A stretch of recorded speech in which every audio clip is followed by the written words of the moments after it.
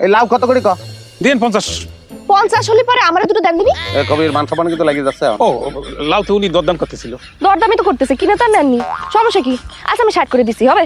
না, এই লাউ তো আপনি নিতে পারবেন না। যে জিনিসের দাম মান্নান একবার করে ওতে কেউ হাত বসাতে পারে না, ওকে নিতে পারবেন না। তাই নাকি? কেন? কারণ হচ্ছে আমার একটা মান সম্মান আছে। দুনিয়ার সব মান সম্মান আপনি তো একলা কিনে নেননি, তাই না? মান সম্মান তো আমারও আছে। কবির এই লাউ আমি নেবো, 100 করে দিচ্ছি, তুই দিয়ে দে। আমি 200 করে দিছি, আমার দিয়ে দাও। না, আপনি নিতে পারবেন না তো, আপনি কোনোভাবেই নিতে পারবেন না। না 200 দিলে তো উনি নিতে পারবে, আমি তো 2 টাকা বেশি পাইলে তারই দিয়ে দেবো। শালা টাকা চিনে গেছো না? হ্যাঁ, টাকায় বিকয়ে যাচ্ছ।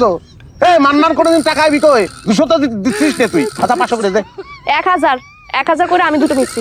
এই মেয়ে, এই মান্নানের পকেট সম্পর্কে কোনো ধারণা আছে তো? টাকা শহর 6 তলা বিল্ডিং, ভাড়া পাই মাসে লাখ টাকা। ওই 1 লাখ টাকা দিয়ে লাউ কিনে কুত্তরে খাওয়াই দেবো আমি, মানুষ চেনো না।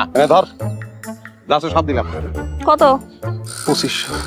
2501। কি করতেছিস? 2500 কি করতেছিস তুই? ভাই ভালোর দাম তো, অটো নিলাম উঠে গেছে। 2501, 2502। 3000।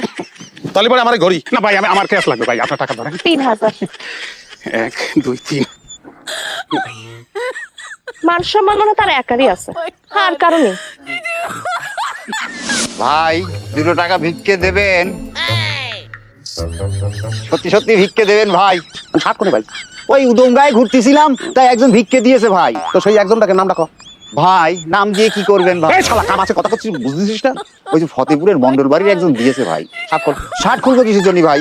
ও ভাই বুঝতে পারিছি, আপনার শার্ট আর আমার শার্ট তো সেম সেম হয়ে গেল ভাই। 60 সব কিছু সেই দেখ, এই দেখ, দেখছিস দেখছিস দেখ। হ্যাঁ ভাই। দেখছিস দেখ, আমার দাম ভালো করে দেখ দেখ, সেম সেম পুরো শালা সেইমই তো সেই। জানিস এই টেইলার্স আমি সবসময় 60 বাড়াই।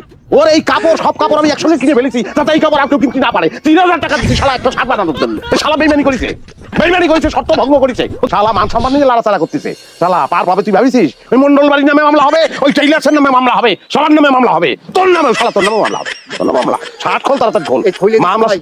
খোল, তার দেরি হচ্ছে কিছু, যত দেরি হবে তত। হ্যাঁ লাইটা ইয়ে আছে, আগুন আছে? আছে ভাই। দে আগুন দে। শালা ভিক্ষে এত বিড়ি ভিক্ষে দেয় কে? শালা বিড়ি ভিক্ষে দেয় কে? এই ধর সাত ধর ধর।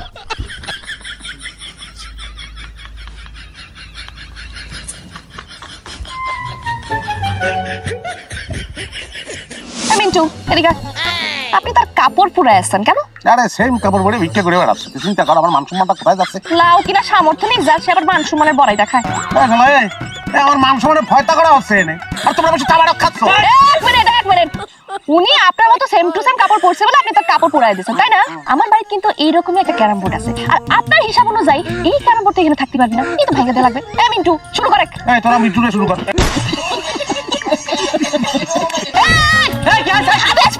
কিন্তু এই স্প্রে যদি এক ফোঁটা চোখের মধ্যে যায় না, তাহলে পরে কিন্তু এক সপ্তাহ চোখের মধ্যে কিছু দেখা যাবে না, চোখের অন্ধ হয়ে ঘোরা লাগবে, বুঝা গেছে? দিব করা নাই, কাইতে পড় কাইতে পড়। মিন্টু শুরু করে। ভাই কেন মোটা আমার ফিরে পড়ে।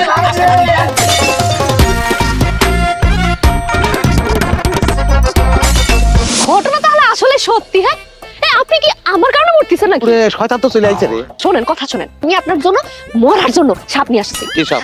আমি ডোরা সাপ নিয়ে আসিনি, তেলা সাপ নিয়ে আসিনি, আমি একদম আসল রাসেল ভাইপা নিয়ে আসছি। ওরে বাবা রে, কি করছে রে? এই রাসেল রে কখন ঢুকাইছেন ওর মধ্যে? রাসেল রে এরা যে প্রোটেকশন দেয় আমি শুনেছি।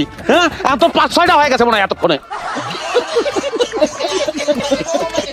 তাতে আপনার সমস্যা কি? আপনি নিচে নামেন কামড় খানার মরে যান।